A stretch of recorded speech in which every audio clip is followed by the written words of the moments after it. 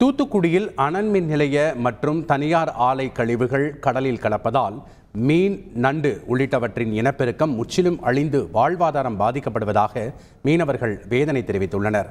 கடலில் கலக்கும் சாம்பல் கழிவுகளால் கழிமுக பகுதி ஆழம் குறைந்து திட்டுத்திட்டாக காணப்படுவதுடன் மீன்வளம் குறைந்து வருவதாக மீனவர்கள் குற்றம் சாட்டியுள்ளனர்.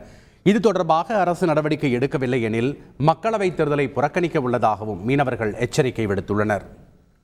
அந்த ஆலை இப்ப காலாவதி ஆகிவிட்டது.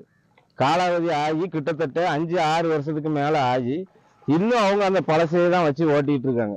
அவங்களால அந்த இதை பராமரிக்க முடியாம அந்த சாம்பல் இதெல்லாம் இந்த வெள்ள தண்ணி வரும்போது உடஞ்சி பைப்பு எல்லாம் உடஞ்சி வேஸ்ட் ஆகி இப்ப இந்த கடலை நாசமாக்கிக்கிட்டு இருக்காங்க. இந்த கடல் பகுதி 15 அடி ஆழம் இருந்த இடம் இப்ப வெறும் 1 அடி 2 அடி ஆழமாகி திட்டாகி சாம்பல் மேடாயிட்டு ஓலைக்கால் நண்டு எல்லாம் அதிகமா உற்பத்தி ஆகிற இடம் இப்ப அந்த குஞ்சு அதோட உற்பத்தியே இல்லாம போயிட்டு நாங்க மீனவர்கள் போராட்டம் நடத்துற அளவுக்கு நாங்க முயற்சி எடுப்போம். இல்லைன்னா இந்த வர்ற நாடாளுமன்ற தேர்தலை நாங்க புறக்கணிக்கவும் செய்யவும் அப்படிங்கிறத நாங்க உறுதியா சொல்லிக்கிறோம்.